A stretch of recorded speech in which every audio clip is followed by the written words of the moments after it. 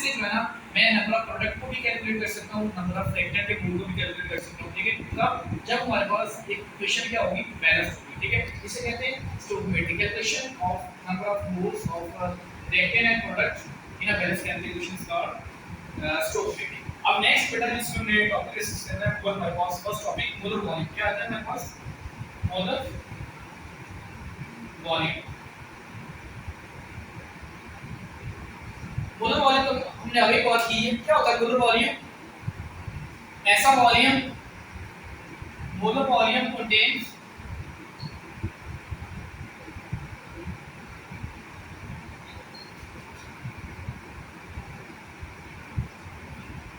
Molar volume कितना है? Number of particles पे दिए होते हैं।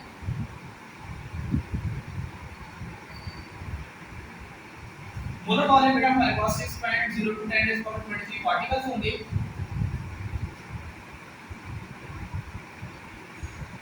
और ये किसके इक्वल होगा? और ये हमारे पास बेटा इक्वल होगा 22.4 cm। ये जो हमारे पास मोलर वॉल्यूम होगा उसमें नंबर ऑफ पार्टिकल्स कितने आएंगे? 6.03 10 पार्टिकल्स आएंगे। और वॉल्यूम कितना होगा हमारे पास? 22.4 cm। ये स्टैंडर्ड वॉल्यूम, ये हमारे पास क्या है? स्टैंडर्ड वॉल्यूम, ठीक है। ये चीज आपने याद रखनी है, स्टैंडर्ड टेंपरेचर एंड प्रेशर। अच्छा, आप अगर इसके इंट्रोडक्शन की बात करें ना कि मोलर वॉल्यूम एक्चुअली होता है, वो कहता है कि हमने डिफरेंट गैसेस को लिया है, ठीक है। मेरे पास इसमें ऐसा हमारे पास अगर क्या डिफरेंट गैसेस हैं,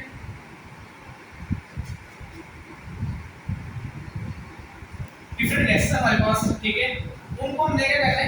उनको कंपेयर करना है। क्या करना है? कंपेयर करना है उनके वॉल्यूम। किसको कंपेयर करना है?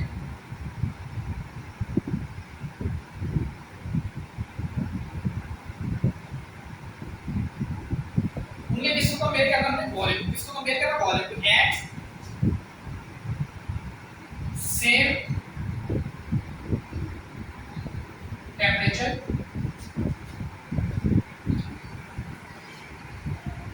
And pressure. यानी सेम टेम्परेचर और प्रेशर के ऊपर हमें क्या करना है? उनके मोलर वॉल्यूम को जो है ना वो कैलकुलेट करना है। तो वो हमारे पास जो सेम टेम्परेचर या प्रेशर होगा वो हमारे पास क्या होगा, ठीक है। तो वो हमने याद रखना है बेटा।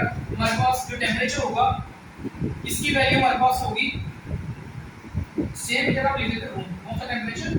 Room temperature and room pressure. हमारे पास जो बेटा रूम टेम्परेचर होगा वो कितना होगा? वो हमारे पास होगा, हमने याद रखना है 25 डिग्री सेल्सियस। रूम टेम्परेचर कितना होता है? 25 डिग्री सेल्सियस। अगर इसे केल्विन में लेंगे तो बनेगा ऑलमोस्ट हमारे पास 298.15 केल्विन। कितना बनेगा? 298.15 केल्विन हमारे पास बनेगा, ठीक है। इस तरह में अगर हम रूम प्रेशर की बात करेंगे तो ये हमारे पास बेटा बनेगा 760, ठीक है, टॉप या 180। या हमारे पास क्या बनेगा? 180 प्रेशर।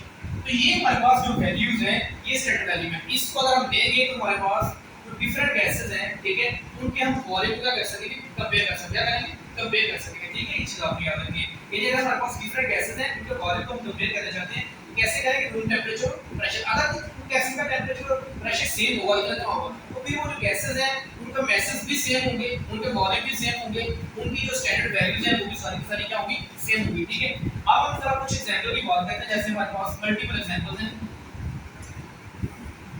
ये देखिए ऑक्सीजन की ऑक्सीजन का एटॉमिक मास कितना होता है पता है?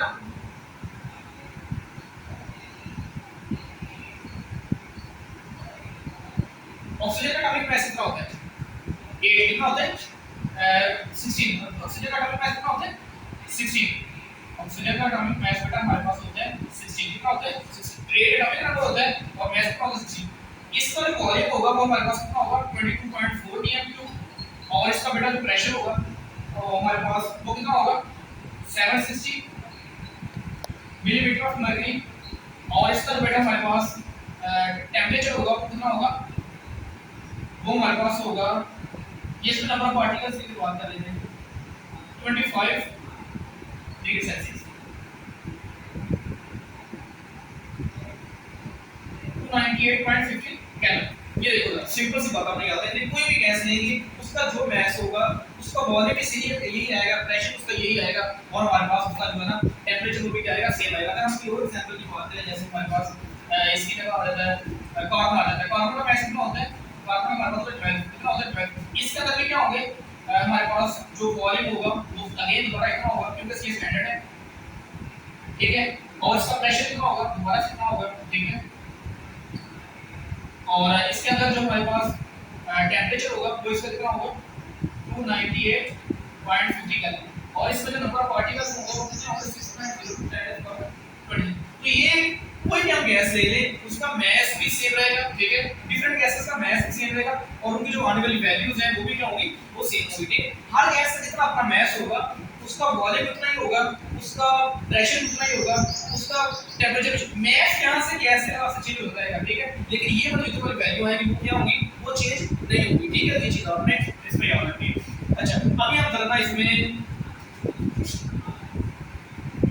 एक एग्जांपल को सॉल्व करते हैं, ठीक है। इस टॉपिक को हम फाइंड आउट करते हैं। उसमें एक एग्जांपल दी हुई है आपकी बुक में, ठीक है। एग्जांपल हमारे पास है 15.1।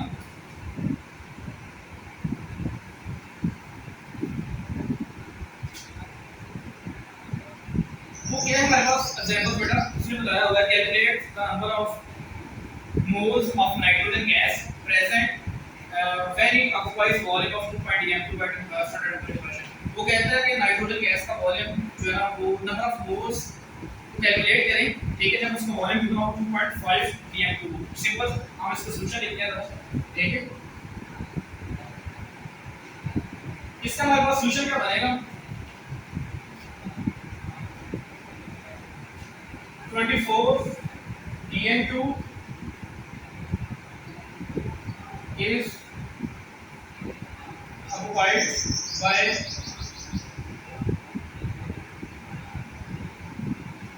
how many moles of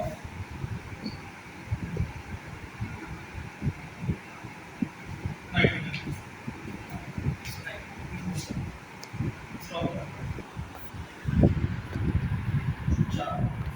आज हमने एग्जांपल्स इसी के रिलेटेड एग्जांपल्स यानी कि हमें समझ आएगी एक्चुअली जो है ना वो स्टोकियोमेट्री होती है, इसको हमने कैलकुलेट करना है, ठीक है। तो ये हमें समझ आएगी, ठीक है।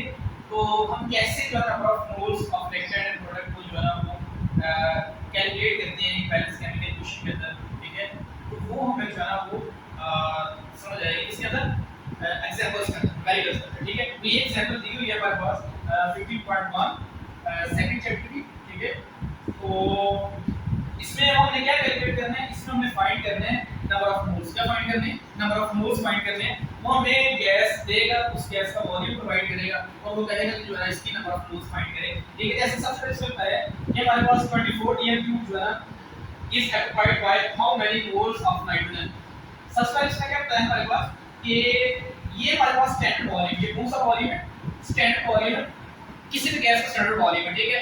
उसके अंदर कितने नंबर ऑफ मोल्स होते हैं, 1 मोल। कितने नंबर ऑफ मोल्स इक्वल होगा 1 मोल। हमने सपोज किया है ये हमारे पास गैस है नाइट्रोजन, उसको 24 dm3 तो उसका कितना वॉल्यूम है हमारे पास 1 मोल है।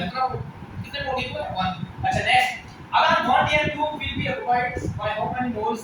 अगर हम 1 dm3 वॉल्यूम की बात करेंगे, अच्छा एक बात सुनो, यहां पर मैंने 24 dm3 की बात की है तो किसके इक्वल का 1 मोल। अब अगर मैं इसको dm3 को चेंज करके 1 dm3 कर दूं तो ये हमारे पास क्या बनेगा 1/24। कितना बन जाएगा 1/, यानी अगर फॉर्मूला में आप ज्यादा चीजों की बात करेंगे तो 1 मोल इक्वल होगा। अगर आप एक चीज एक वॉल्यूम की बात करेंगे, एक 1 dm3 की बात करेंगे तो कितने मोल इक्वल होगा 1/24 मोल। किसकी, नाइट्रोजन की, किसके, नाइट्रोजन। यही हमने फाइंड आउट करना है। अच्छा लास्ट में 2.5 dm2 will be occupied how many moles of nitrogen। Actually इसका हमने क्या पूछा, ये चीज आपसे उसने पूछी है कि 2.5 dm2 of moles of nitrogen कितने वॉल्यूम को जाना ऑक्युपाइड करती है। 2.5 dm2 जो गैस है नाइट्रोजन की वो कितने मोल को ऑक्युपाई करती है, उसका फार्मूला क्या होगा 1/24 मल्टीप्लाई 2.5, ठीक है। 1 आपके पास क्या है, ये हमारे पास वॉल्यूम है, ठीक है 1/24। तो उसको अगर हम 2.5 जो है वॉल्यूम से मल्टीप्लाई करें तो हमारे पास कितना बड़ा मोल निकला है 0.1 टेबल। कितने मोल निकले 0.1 टेबल। सिंपल सी बात है कि अगर 24 dm3 होगा तो 1 मोल इक्वल होगा, अगर वो 1 dm3 होगा तो 1/24 मोल इक्वल होगा। और अगर वॉल्यूम जो है 2.5 दिया जाए तो कहेंगे कि इससे मोल कैलकुलेट करें। तो फिर हम कैसे कैलकुलेट करेंगे 1/24 को 2.5 से मल्टीप्लाई करेंगे, हमारा जो टोटल नंबर ऑफ मोल्स हैं वो निकल आएंगे। तो ये जो है ना इसका अगर हम रिजल्ट की बात करें तो हमारे पास रिजल्ट क्या बनेगा कि 2 पॉइंट, ये रिजल्ट है हमारे पास कि 2.5 PM2 gas nitrogen occupies moles by कितने मोल्स ऑक्यूपाई करती है 0.110। तो ये हमारे पास जो फाइनली है ना वो इसका निकलेगा, रिजल्ट निकलेगा। ठीक है, चले दोस्तों इसको आप रिवाइज कर लें, ठीक है, और इसको स्टडी कर लें इंशाल्लाह। जो है ना चैनल को लाइक करना, सब्सक्राइब कर लें। नेक्स्ट वीडियो जो है आपके सामने इंशाल्लाह। Thank you.